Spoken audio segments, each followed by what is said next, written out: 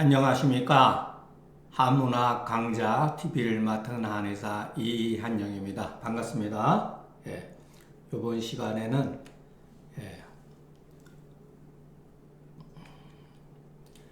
자 8일편 6편과 7편을 강의하겠습니다.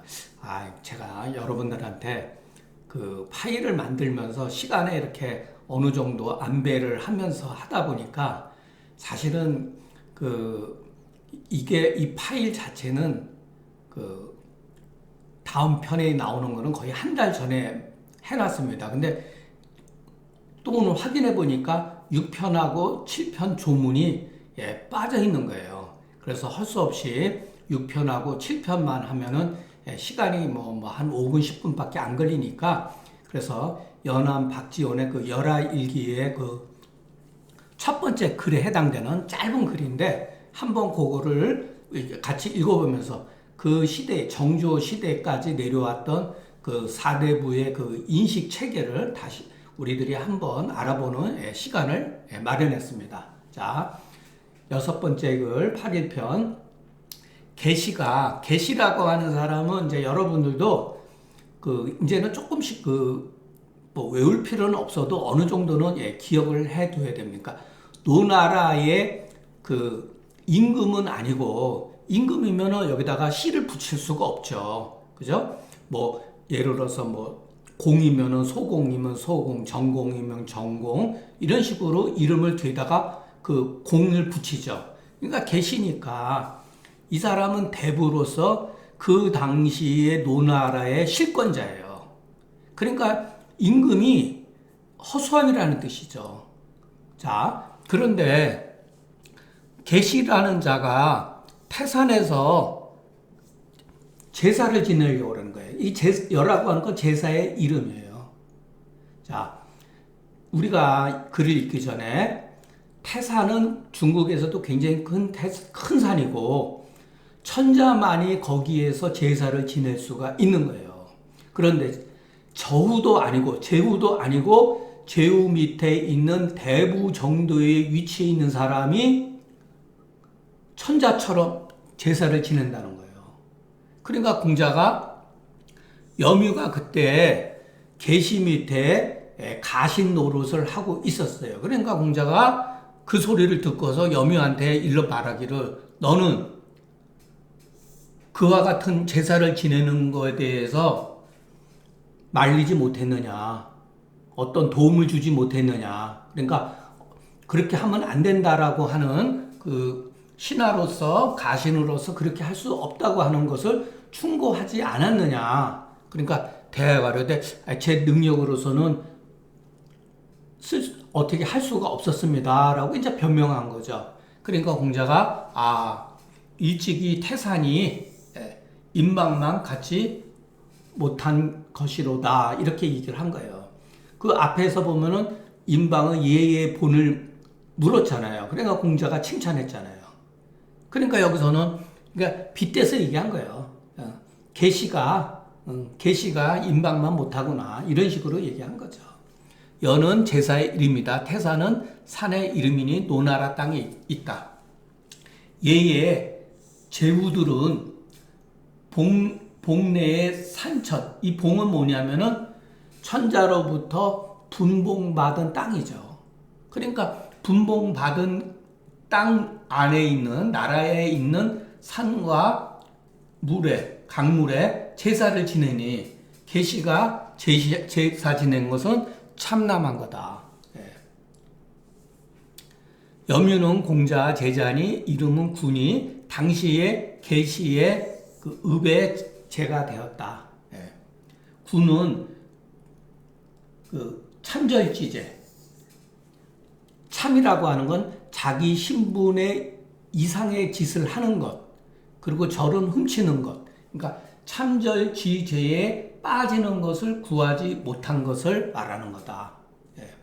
그러니까 여러분, 이 참자가 들어가면은 아랫사람이 윗사람의 어떠한 이름이라든가 명호라든가 제사라든가 음악이라든가 모든 것을 훔치는 것을 말하는 거예요. 지가 함부로 그것을 쓰는 것을 말하는 거예요. 오호는 탄사다. 예.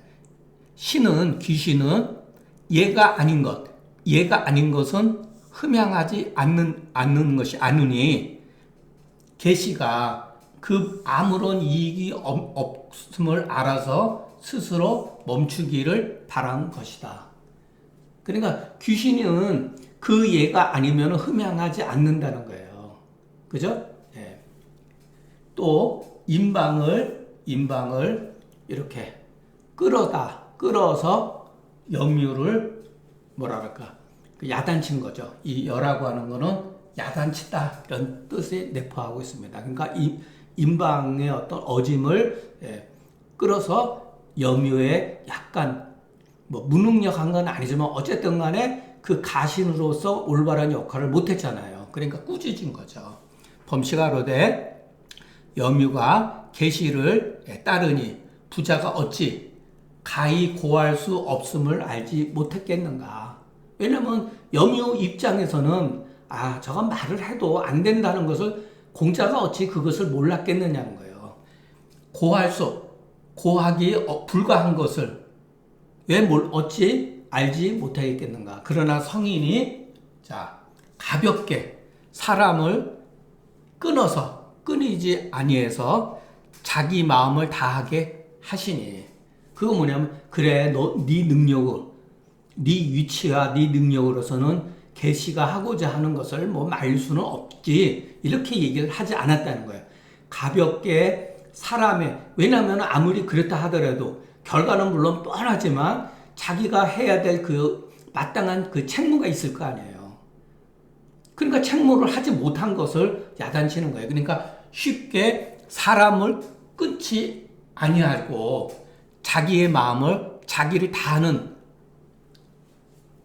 마음을 말했다는 거죠. 예. 그러니 요거는 어찌 염유 입장에서는 능히 구할 수 없고 계시 입장에서는 계시는 가히 간할 수 없음을 어찌 알겠는가. 예. 이미 바로 잡을 수가 없기 때문에 없으면 임방을 칭찬함으로써 태산을 가히 이렇게 무고할 수 없음을 밝힌 거다. 이것 또한 교회의 도다. 사람을 가르치고 깨우치는 도다. 자, 한번 다시 보겠습니다. 성인이 가볍게 사람을 끊지 아니해서 자기의 마음을 다하게 하시니 어찌 염유는 구할 수 없고 계시는 간할 수 없음을 알겠는가. 이미 그것을 바로 잡을 수 없으므로 임방을 칭찬함으로써 태산은 결국 이렇게 업신여길 수 없다고 하는 것을 밝힌 거다. 이것 또한 가르치는 방법이다. 교회라고 하는 건 교회 지도는 맹자에 나옵니다.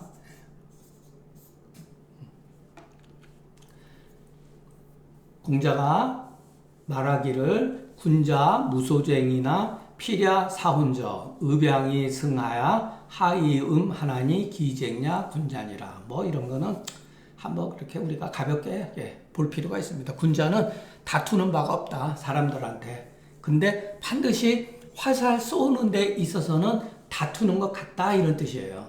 그러니까 의병이 서로 화살 쏠 때 상대방한테 이렇게 절을 하고 이렇게 양보해서 승이라고 하는 거는 이제 계단에 올라가가지고 이제 활을 쏘는 준비를 하는 거죠. 그리고 쏘고 나서 내려와서 예를 들어서 이제 벌주를 마신다든가 뭐 그러는 거죠. 그 다툼이 마치 군자다.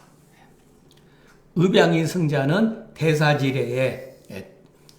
대사지례라고 하는 요것도 얘기해 보면 나옵니다. 그럴 때는 짝이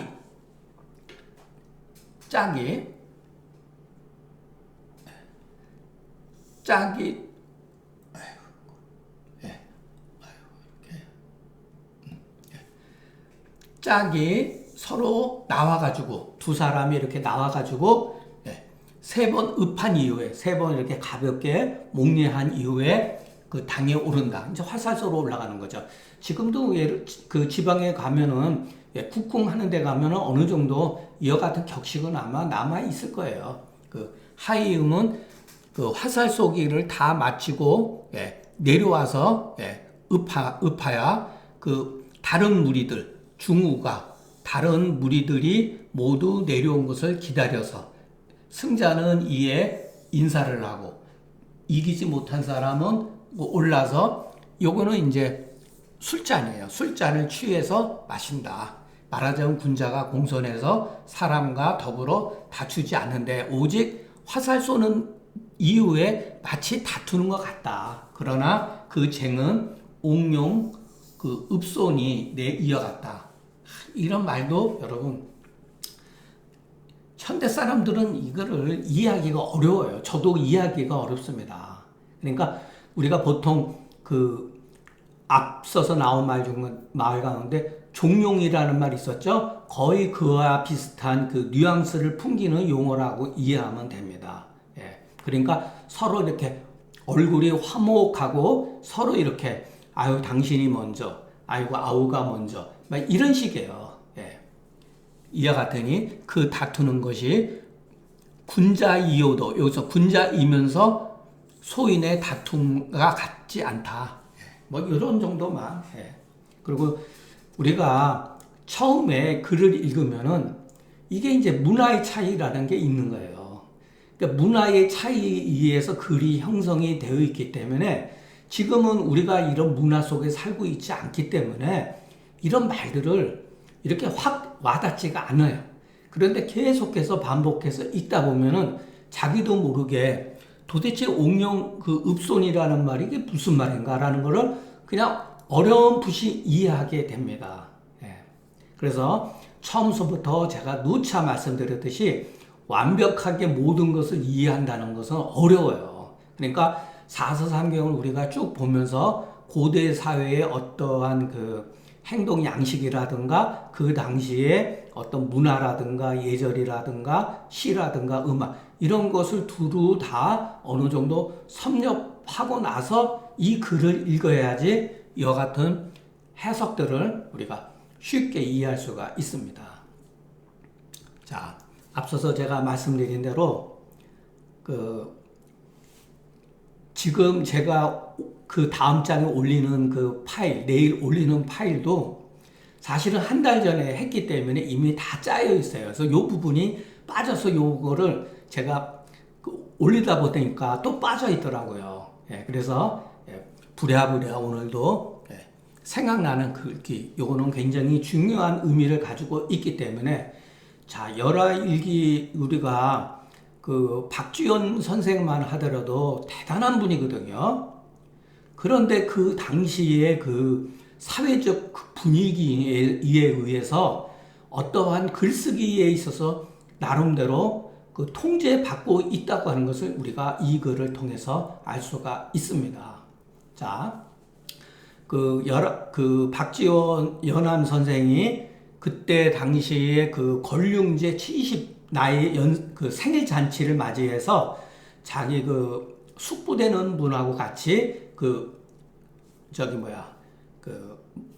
경조 4년에 중국에 가서 이제 뭐 생일 잔치 이제 생일 선물을 가져가는데 따라가신 거예요. 그래서 한 6개월 동안 머물다가 오시면서 이제 중간중간마다 다 메모를 해뒀다가 나중에 이제 조선에 다시 들어와가지고 다 정리를 한 거죠. 그리고 이제 첫 번째 이제 도강록이라는 압록강을 건너면서 쓴 글이에요. 첫 번째 글.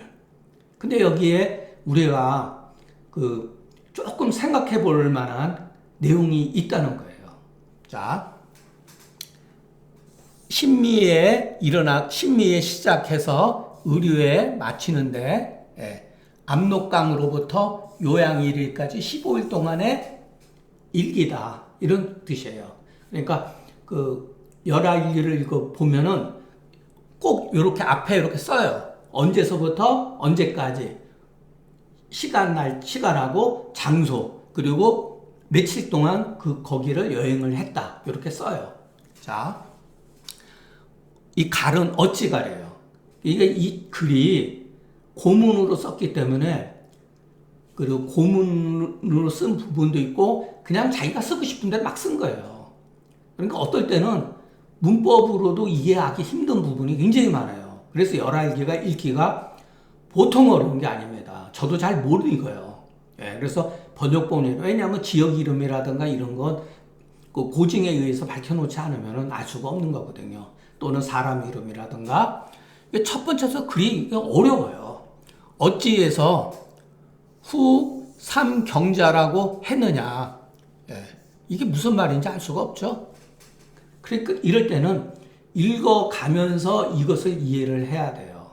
어찌해서 후 삼경자라고 했는가. 기라고 하는 것은 이제 기록하다 이 소리죠. 행정에 있어서, 여행길에 있어서, 여행하는 그 도정에 있어서 이 음과 정은 뭐냐면은 날씨를 말하는 거예요. 날씨가 흐리고 쾌청한 것을 기록했다. 그리고 장차 어느 년에, 어느 달, 어느 일을 연계하려고 하는 것이다. 예. 자, 그런데 여기서 왜 그러면은 또 어찌해서 후라는 말을 칭했느냐? 어찌해서 후라는 말을 칭했느냐 소리죠. 이게 무슨 소리냐 이거죠. 자, 숭정, 기원, 뒤다. 그러면 이게 이제 어려운 거예요. 여러분 물론 해석 그 번역돼 다 돼 있습니다.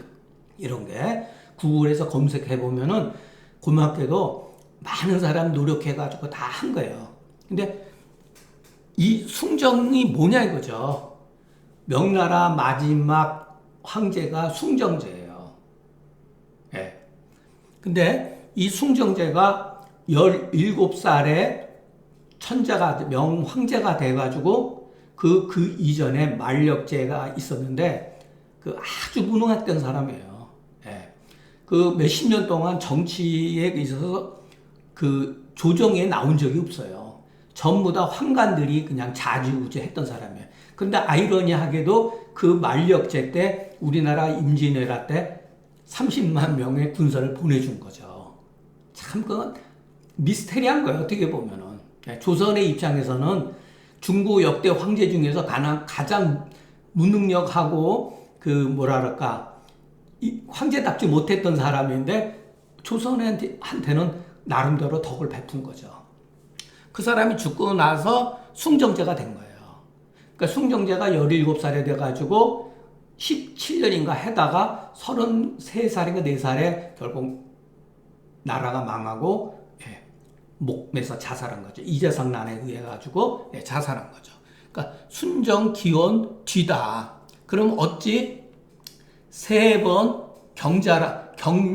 삼경자라고 했느냐? 어찌해서 우리가 갑자, 을충 뭐 이런 거 있죠? 이 경자예요. 경자를 왜 이렇게 세 번이라고 했느냐 하면은 숭정제 기원 뒤로 세 번 경자를 우리가 해갑하면은 무슨 뭐 줄을 쓰잖아요. 세 번 도른 거다 이런 소리예요. 세 번. 예. 그러니까 세 번째에 해당되는 그 당시다. 그런데 어찌해서 그러면은 숭정이라고 이렇게 직접 쓰지 않았느냐? 자, 이게 이제 그 조선시대의 그 당시도 숭정제라든가 만력제라든가 중국의 연어를 쓴 거예요. 근데 장차 도광고로 압록강을 건너려 하는 고로 꺼린 것이다. 피한 것이다. 그러면 왜 피했느냐? 계속해서 이렇게 묻는 거예요. 묻고 답하는 거. 이게 이제 이 글의 핵심이에요. 강 이외에 압록강 너머는 청나라 사람이다. 청나라는 여진족이잖아요. 그죠? 여진족. 그 오랑캐죠. 오랑캐. 네, 오랑캐다. 그렇기 때문에 천하가 모두 청나라의 이 정삭이라고 하는 거 뭐냐면 달력이에요. 요즘에 말하면 달력. 정월과 보름을 말하는 거죠. 그렇기 때문에 청나라에서 달력을 주는 거예요. 옛날에는 명나라 때서부터 달력을 주는 거예요. 일종의 제후들은. 그러니까 제후들은 천자한테 달력을 받아오는 거예요. 예. 그러니까 청나라의 달력을 받들었기 때문에 감히 숭정이라는 연호를 쓸 수가 없다는 거죠. 그런데 어찌해서 나는 사적으로 숭정이라고 칭했는가? 황명. 자, 명나라는 중화이기 때문이다. 중화로서 우리나라가 명을 받았던 상국이다. 우리나라가 조선이 처음에 명을 받았던 상국이기 때문이라는 거예요.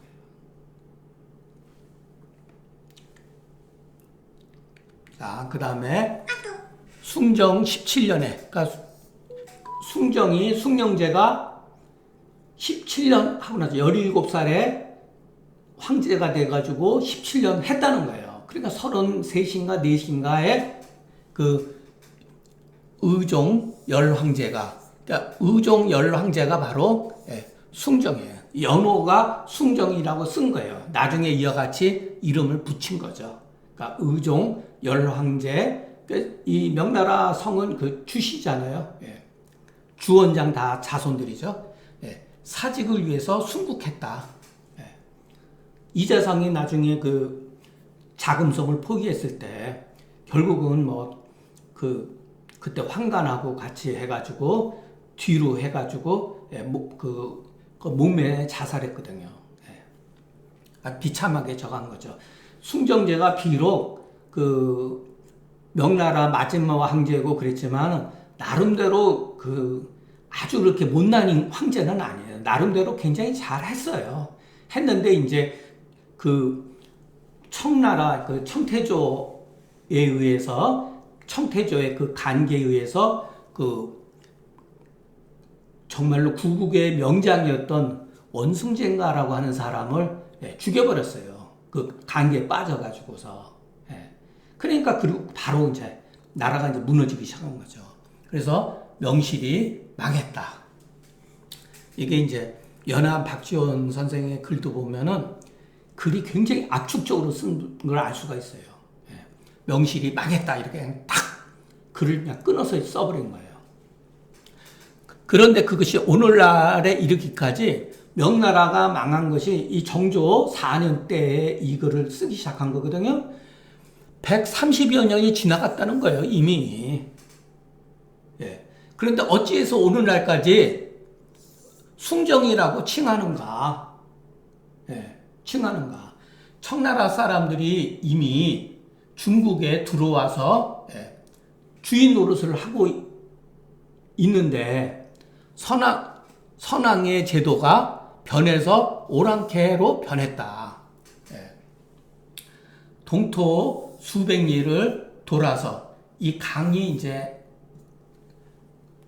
긋는 거죠. 압록강과 두만강이 이렇게 조선을 이렇게 그었잖아요. 그래서 나라가 됐는데 오직 조선만이 선왕의 제도를 지키니 이것은 명나라 황실이 오히려 압록강 동쪽으로 존재하고 있음을 밝힌 거다. 참 이게 그 당시에 조선시대의 그 정조 때의 4대부들의 인식이에요.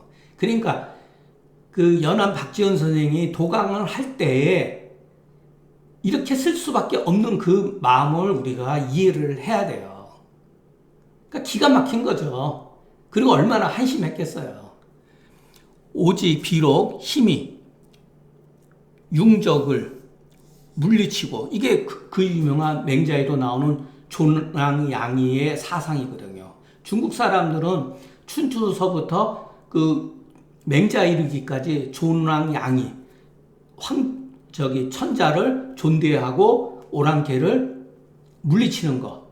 그러니까 여기서 융적을 물리치고 중언을 깨끗하게 하지는 못한다. 우리가 힘이 부족해서 우리가 힘으로 이렇게는 하지 우리가 힘이 좋게 있어 용적을 물리치고 중문을 깨끗이 해서 선왕의 구업, 여기 구업이라고 생각하면 돼요. 선왕들이 옛날에 덕을, 남겨놓은 덕을 광복시키지는 못하지만 여기서 불자가 걸린다고 보면 됩니다. 그러나 모두 능히 숭정을 존중함으로써 중국을 존속시키는 것이다. 참. 그래서 숭정 156년 계묘의 열상회에서 이 글을 썼다. 그러니까 아마 연암이 이렇게 쓸 수밖에 없었던 것.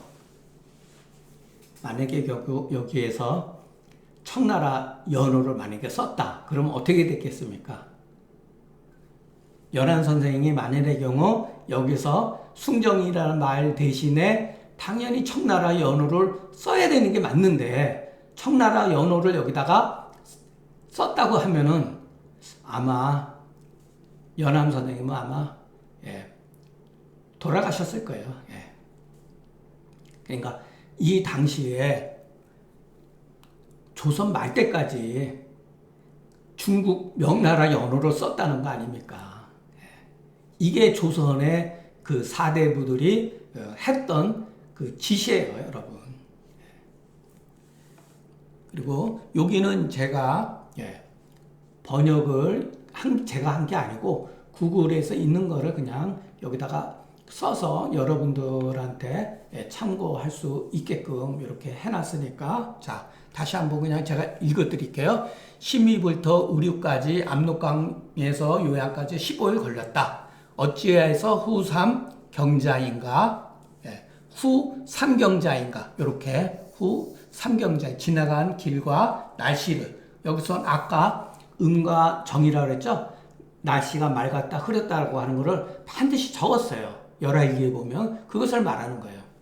기록하여야 하므로 횟수와 달수 날짜를 세마려 하기 때문이다. 어찌하여 후라고 덧붙였는가? 숭정, 그 바로 명나라 마지막 숭정제거든요. 숭정기후 이후라는 뜻이다. 어찌해서 삼경자인가? 숭정기원 이후 세 번째 맞이하는 경자년이기 때문이다. 어찌하여 숭정이란 연호를 생략했는가? 압록강을 건너려 함으로 자 압록강을 건너가면은 청나라가 잡고 있으니까 오랑캐져요. 그러니까 숭정이란 말을 쓸 수가 없는 거죠. 그러니까 이도 못하고 저도 못하는 거예요. 어찌하여 숭정이는 압록강을 건너려 함으로 꺼려지기 때문에 그래서 꺼낸다는 거죠. 청나라 영어로 써야 되는데 숭정이라는 영어로 써가지고 만약에 청나라 관리들이 이것을 발견하면 어떻게 되겠어요?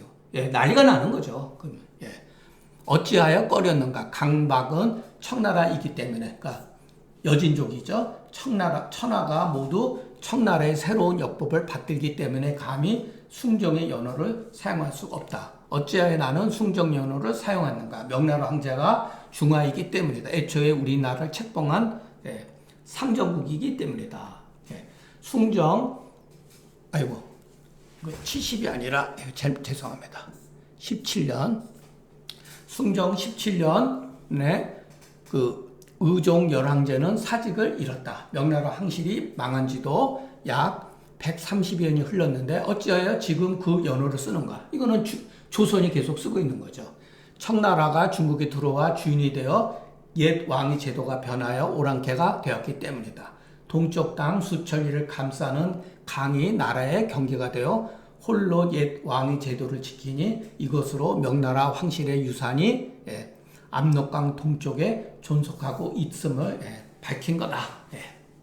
비록 힘이 부족하여 오랑캐를 물리쳐 없애고 엄히 처벌하여 중어를 바로잡지는 못하지만 이로써 그 앞선 왕족의 옛 제도나마 되살리는 것이다. 그러니 모두 숭정연호를 존중하면 중국을 존속시킬 수 있다고 한다. 참. 그러니까 그 당시에 그 숙종 때만 해도 명나라가 이제 망한 직후였는데 글을 읽어보면요, 거의 뭐 진짜 예, 그 과대망상, 뇌피설에 그 처해 있는 글들을 엄청나게 많이 보게 됩니다. 그러니까 그 숙종 때에 그 굉장히 뛰어난 그 문화학적으로도 뛰어났고 그 누구죠? 요즘에 무슨 뭐 연인인가 그 드라마에 나오는 예, 김상원의 그 손자 되는 사람이 그 농강 김창엽 선생이라고 있는데 거기에 대해서도 이 명나라의 마지막 이 문제 가지고 오삼계가 그 저기 뭐야 배반했다가 다시 청나라한테 반란을 일으켰다고 나와가지고 써놓은 그 오삼계가 잘해주기를 바라면서 쓴 글이 뭐 어마어마하게 길은데 보면 완전히 예, 뇌피설에 빠져 있는 거예요. 전부 다. 예. 그러니까 그 당시 뭐 그 문제에 그렇게 조선 사대부들이 전부 다 그렇게 중화 사상에 빠지는 데에서 기름을 부은 사람이 누구냐면은 우암송시열이었던 거예요, 여러분. 예. 그리고 우암송시열의 그 파들이 조선 말 때까지 예, 지배하고 있어가지고 결국은 이제 나라가 예, 망한 거죠. 예. 그래서 우리가 이 글을 통해 가지고 연암 박지원 선생이 그 속내음을 우리가 한번 알 수 있는 글로서 한번 예, 중요한 글이기 때문에 이거는 의미가 있는 글이에요. 예. 오늘 강의는 여기서 마치겠습니다. 경청해 주셔서 감사합니다.